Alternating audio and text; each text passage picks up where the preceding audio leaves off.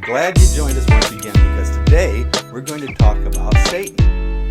Why Satan? Because he's our arch enemy. We need to find out about his wiles, his plans, and everything that he does so that we can have victory over him.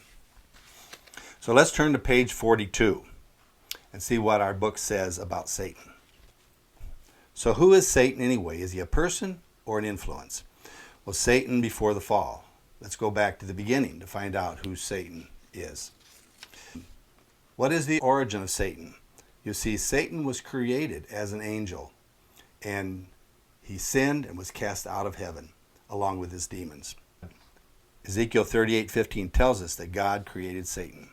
Well, what is his appearance? What did he look like? Well, he was covered with every precious stone. In other words, he was beautiful. His name? Well, in the King James it calls him Lucifer. In the English Standard Version, he's called the Day Star, which means bright and beautiful. He was the brilliant one. In Ezekiel 38:14, he's called the Anointed Cherub. A cherub is an angel. He was the anointed cherub before he sinned and was cast out of heaven. So what is his position? Verse 14 and 15 of Ezekiel 28 tells us that he was perfect or blameless. He was the highest ranking creature of all creation. He was an angel nearest to the throne of God. He praised God continually. And then one day he sinned. And he was cast out of heaven. Isaiah 14:12 through 14 says, "How you have fallen from heaven, morning star, son of the dawn. You have been cast down to earth. You who once laid low the nations. You said in your heart, I will ascend to the heavens. I will raise my throne above the stars of God. I will set enthroned on the mount of the assembly, of the utmost heights of Mount Zaphon. I will ascend above the tops of the clouds. I will make myself like the Most High." That was his goal. He wanted to be like God himself. So because of that, God cast him out of heaven. So now we know that Satan was created and that he was the greatest among God's creation until he revolted against God. 2 Corinthians 11:14 says, "And no wonder, for Satan himself masquerades as an angel of light." That's how he appears. He doesn't appear as a man in a gray suit with horns, evil. He appears very righteous. He appears as a very good influence. He appears as an angel of light. So where is Satan now? Is he in hell? No, he's not in hell. In Job 1:6 and 7, it says that he's roaming about the earth. He's free to roam. And all his demons that followed Satan were cast out of heaven too. And they roam the earth as well. You see, Satan is not omnipresent. He can't be everywhere at once. Therefore, he has many demons, thousands of demons to help him. In Ephesians and John, it says that Satan is the ruler of the world. So what is he doing on earth? Zechariah 3:1 and 1 Thessalonians 2:18. Let's look at 1 Thessalonians 2:18. It says, "And no wonder, for he himself masquerades as an angel of light." That's how Satan masquerades himself. He looks like an angel of light, and you can be deceived if you're not careful. And he's accusing and hindering Christians. In 2 Corinthians 4:4, it says, "The God of this age has blinded the minds of the unbelievers, so that they cannot see the light of the gospel and display the glory of Christ, who is the image of God." So he's blinding people's eyes. Page 44. In John 8:44, it says, "You belong to your father the devil, and you want to carry out your father's desires.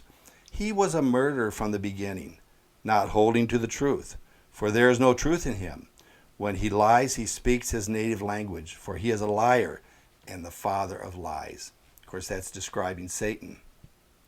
He's a liar. 2 Corinthians 11:14 says he's disguising himself as an angel of light.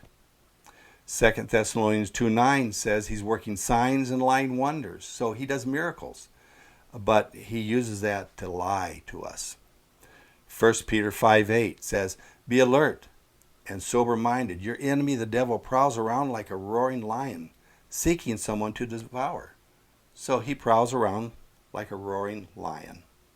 Revelation 12:9 says, The great dragon was hurled down, that ancient serpent called the devil, or Satan, who leads the whole world astray. He was hurled to the earth, and his angels with him. So there you have it. He was kicked out of heaven, and so was his demons. But he's free to roam the earth and to do his evil deeds here, deceiving the world. Overcoming Satan. Satan is very powerful indeed. Although he isn't nearly as powerful as God, he is much too strong for you and me. Satan also has followers to do his bidding, followers that we will examine in the next chapter, because the next chapter is going to be about demons themselves. So 1 Peter 5, 8, and 9, we must be sober and vigilant. We must resist steadfast in our faith. But Satan seems to be winning. God seems to be losing. Is that what you think? And that is totally incorrect if that's what you think. In Revelation 2:10, state your own words what the Lord will finally do with Satan. If you read that verse, it says, he will be cast into the lake of fire and be in torment day and night. That's the end result. One day, Satan and all his demons will be cast into the lake of fire that never burns out, and he will stay there forever and ever. Trillions and trillions of years ahead, he'll still be there. He'll have no way to get out. God will lock him in there, and he'll be there for eternity. So what was Satan's purpose before the fall? He was near God's throne, continually praising God. In what way did he sin? Well, as I said before, he wanted to be like God. What happened to Satan as a result of his sin? He was cast out of heaven. So what is Satan now? He's deceiving people on earth, hindering Christians, blinding people to the gospel, making evil look okay, and lying, seeking to devour. Those are all the things that Satan does. So we need to realize that we can have victory over him. We need to realize that our God is much more powerful. Be concerned about him, but we don't have to be afraid of him. God will help us. How should we treat the devil today? Resist him, steadfast in the faith. Be sober and vigilant. What is his final destiny? Well, punishment. As I said, in the lake of fire. Well, that's it for Satan. We don't want to talk about him any more than we have to, but we need to talk about Satan some. And next time we meet, we're going to talk about the demons, all those who followed Satan, and what they have power to do and what they will do to try to keep you from your spiritual growth. So have a good day.